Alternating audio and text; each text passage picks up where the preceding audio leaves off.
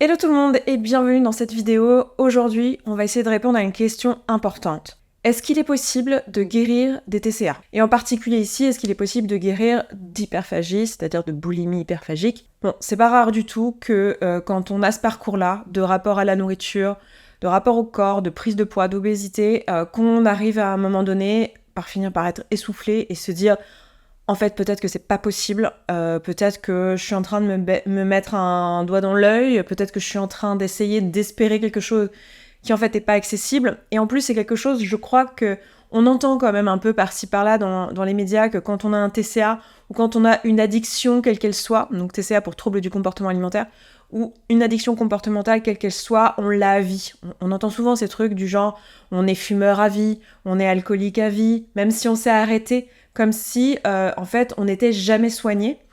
Et dans le cadre des TCA, c'est quelque chose qu'on entend aussi. Et j'ai déjà entendu des témoignages de personnes qui étaient guéries d'un point de vue médical à tenir aussi ce genre de discours-là en disant « je vivrai avec mon trouble toute ma vie ».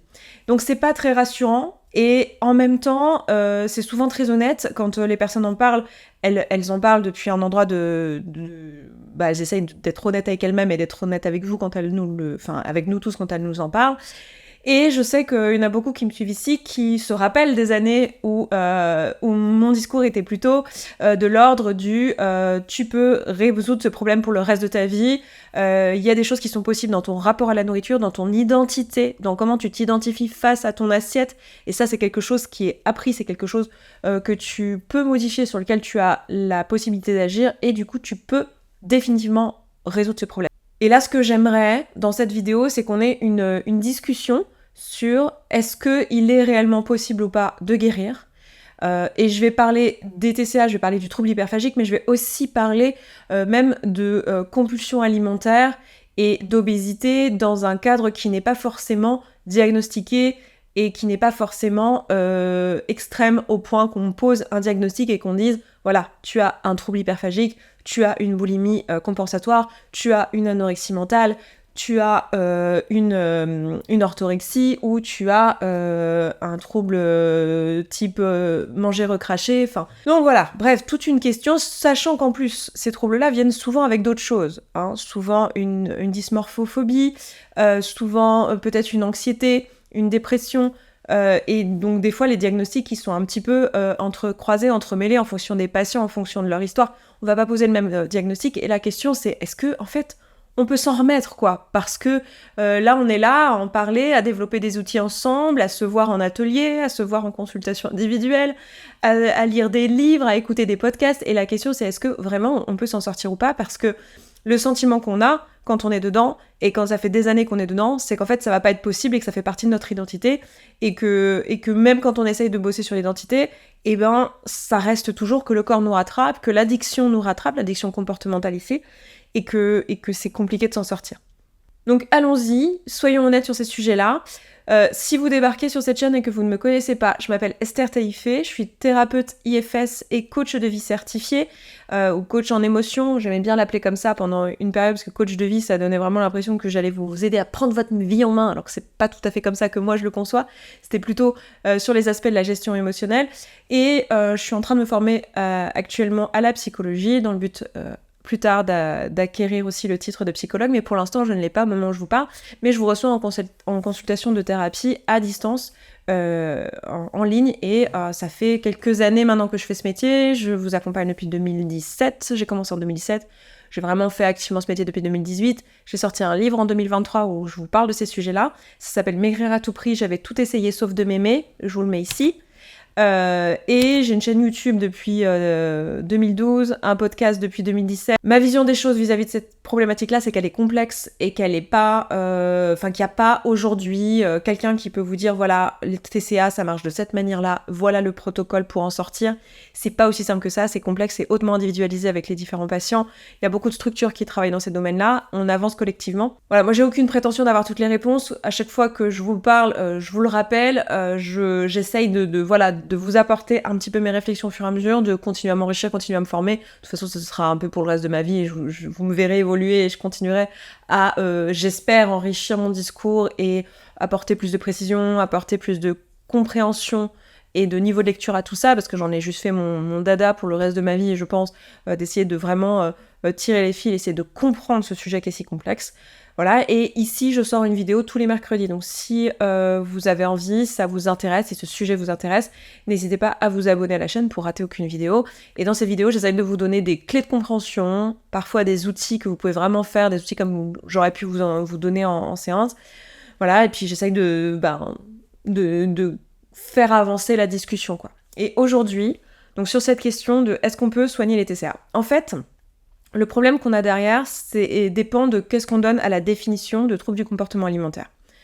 La plupart du temps, si vous demandez à des professionnels de la santé, c'est-à-dire de la santé mentale et des psychiatres et des psychologues, si vous leur posez la question, ils vont dire « Oui, bien sûr qu'on peut se soigner d'un trouble type trouble du comportement alimentaire parce qu'ils vont voir le trouble comme un ensemble de symptômes définis par le DSM-5, qui est la sorte de bible des troubles et maladies mentales, et dans cette bible, et j'avais fait une vidéo sur le trouble hyperphagique, comment il était décrit dans le DSM-5, donc je vous mettrai la vidéo ici si vous ne l'aviez pas vue, parce que je ne vais pas rappeler les symptômes ici, mais dans cette bible-là, je vais enlever le mot bible, ça fait très dogmatique, ce n'est pas dogmatique, mais disons que c'est une grille de lecture, il en faut bien une, et c'est celle-ci, hein, comme on a le code civil, comme on a plein de grilles de lecture dans différents métiers, il en faut bien une, et on essaye de l'améliorer, je dis on, au sens large, hein. Moi je fais pas partie des comités, mais je veux dire, au sens la communauté essaye de faire évoluer ce livre, mais il a ses défauts, il a ses limites, et ce qu'il dit maintenant ne sera pas ce qu'il dira dans quelques années.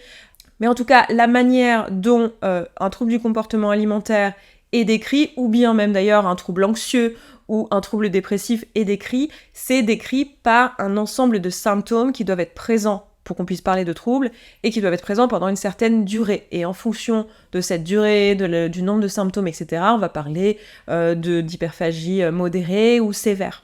Donc tout ça, je l'explique bien dans la vidéo dont je faisais mention à l'instant, donc n'hésitez pas à aller la voir si vraiment vous ne connaissez pas, c'est très complémentaire à ce que je vous dis là. Et donc, dans ce cadre-là, on peut tout à fait imaginer une personne qui a été prise en charge par de la thérapie, peut-être même a été prise en charge au niveau physique si son hyperphagie a pu faire qu'il y a eu aussi des dérèglements hormonaux qui ont enchaîné, ou dans l'autre sens, il y avait des dérèglements hormonaux qui ont fait une hyperphagie, parce que tout ça se répond. C'est des choses que j'ai déjà expliquées dans d'autres vidéos, notamment celle de la semaine dernière, je crois, mais j'en parle assez régulièrement, que en fait, la problématique, c'est que quand tu as un trouble type boulimie ou hyperphagie, donc un type de boulimie, qu'elle soit compensatoire ou non compensatoire, en fait, tu vas avoir tendance à ingurgiter beaucoup de calories, et dans ces calories, il va y avoir beaucoup de nutriments, et notamment des glucides, notamment du sucre rapide ou de la graisse, et en fait, ça impacte le corps. Il y a tes hormones de faim, de satiété, qui essayent de se réguler, de s'adapter, t'as tout ton métabolisme qui essaye de rattraper le coup, lui, il a pas particulièrement envie que tu prennes des kilos et que tu deviennes obèse sévère, et voilà, c'est pas quelque chose que... Enfin, en tout cas, ton corps, il essaye de se réguler, mais il finit par parfois ne pas y arriver, et il peut y avoir des dérèglements hormonaux comme ça qui arrivent au bout d'un certain temps, qu'on peut attribuer au régime ou au trouble en lui-même, ou voilà, à différents aspects. Donc, quand une personne elle a été traitée, qu'elle a été suivie, à la fois peut-être d'un point de vue purement physiologique, donc hormonal, avec des traitements hormonaux s'il y a eu besoin,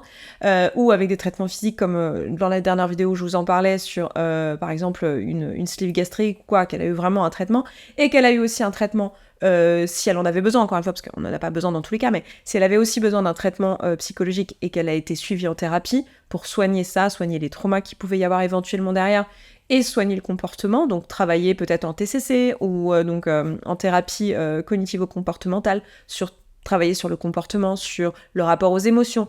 Bon bah, on remarque que chez les personnes qui ont eu un traitement et qui est fait sur tous les pans, eh bien on peut avoir un apaisement de ces symptômes de telle sorte que en fait la personne n'est plus qualifiable comme ayant un trouble hyperphagique, admettons, selon le DSM-5, parce que les symptômes se sont tellement apaisés grâce à la prise en charge qu'en fait la personne n'est plus considérée comme malade.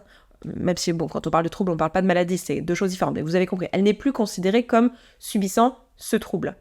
Donc, de ce point de vue-là, de ce point de vue purement médical, et j'ai envie de dire presque sémantique, si vous voulez, presque de cochage de cases, oui, il est tout à fait possible d'être plus malade, de plus vivre le trouble, c'est-à-dire de ne plus le subir. Et quand je dis ça, ça veut dire qu'il est tout à fait possible, même si vous avez connu la boulimie, mettons, vomitive, il est tout à fait possible que vous ayez plus du tout ces symptômes, que vous passiez des mois, voire années sans avoir du tout une seule crise.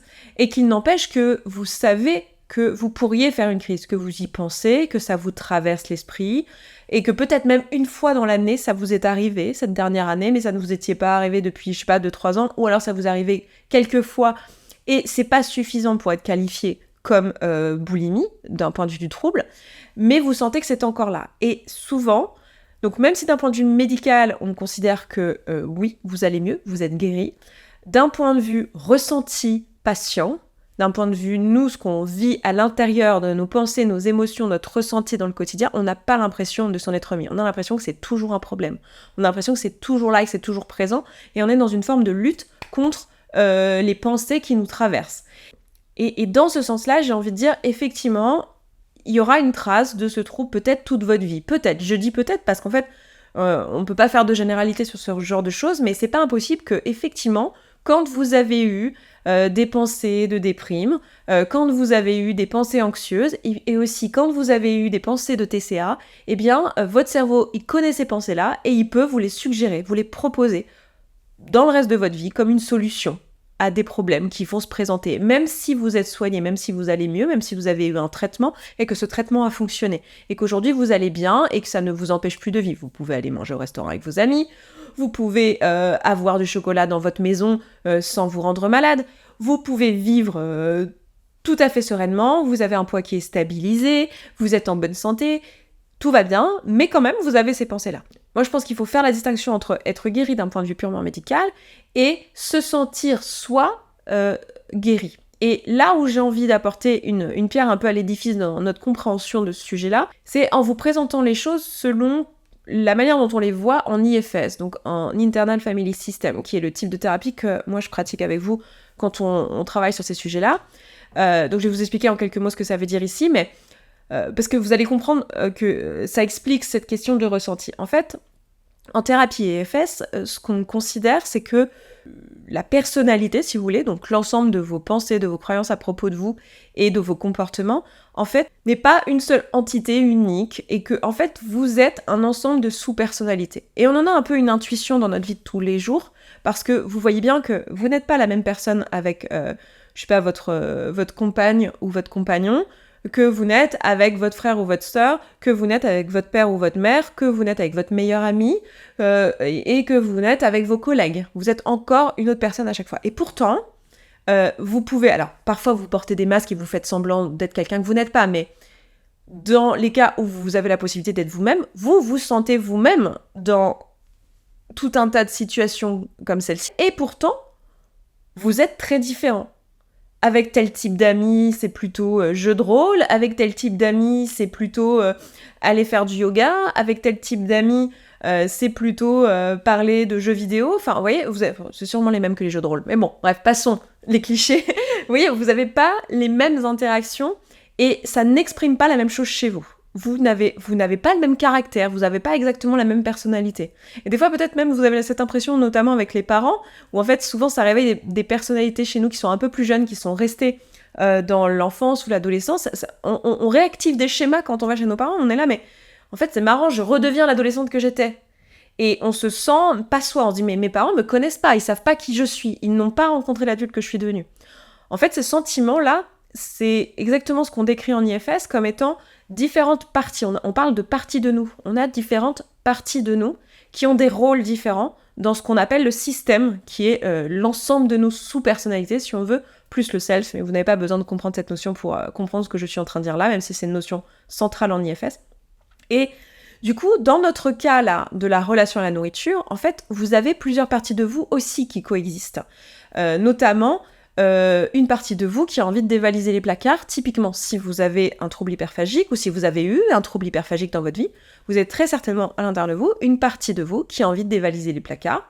Alors, je vais donner un exemple, même s'il pourrait y avoir plein d'autres sous-personnalités, mais admettons peut-être que vous avez en vous une espèce d'enfant ou adolescente qui va à l'encontre des règles des parents et qui a juste envie de manger des bonbons avant le dîner, en fait.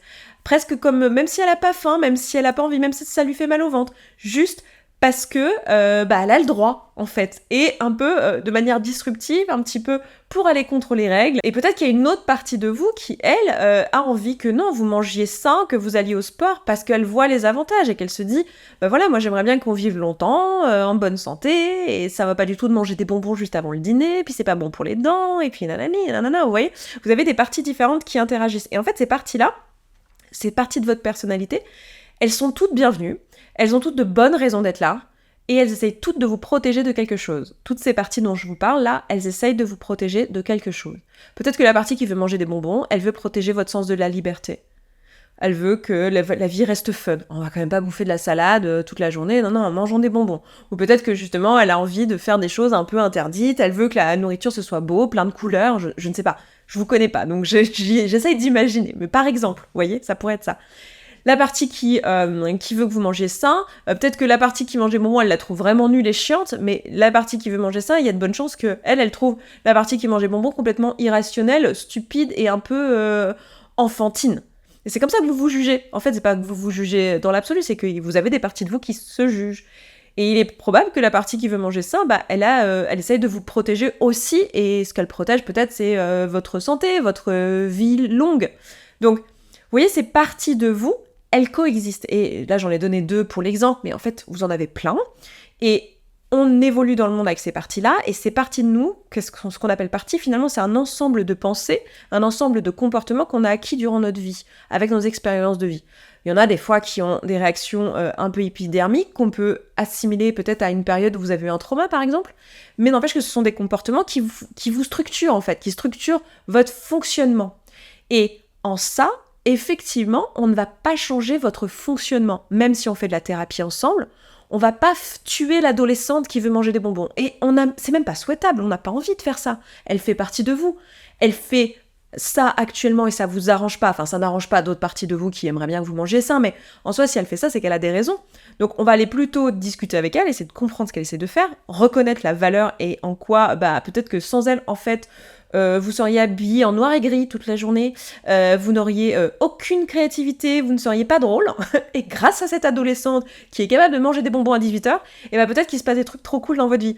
Donc l'idée c'est d'essayer plutôt d'aller la comprendre, et certainement pas d'arriver avec nos gros sabots en mode « on va éliminer ce comportement pour toujours et on va la tuer ». Non, c'est une partie de vous. En ça, on va pas guérir du trouble du comportement alimentaire dans le sens où on ne va pas tuer cette partie de vous. Il n'est pas impossible que pour le reste de votre vie, cette partie de vous, elle dise « on pourrait bouffer des bonbons à 18h en vrai, à minuit, non ?»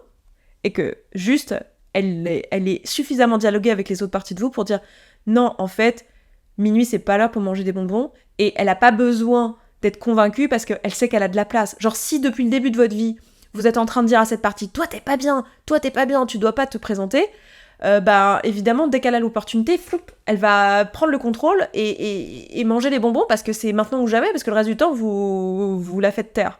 Si maintenant on dialogue avec elle, qu'on comprend ce qu'elle essaye de faire et qu'on l'implique dans la vie de vos décisions et que vous, du coup, vous accueillez le fait que, oui, il y a un endroit de vous qui trouve vraiment pas ça fun de bouffer de la salade toute la journée et qui a quand même besoin de se faire un petit peu des plaisirs, des délires, des machins un petit peu interdits parce que sinon, franchement, la vie c'est chiant.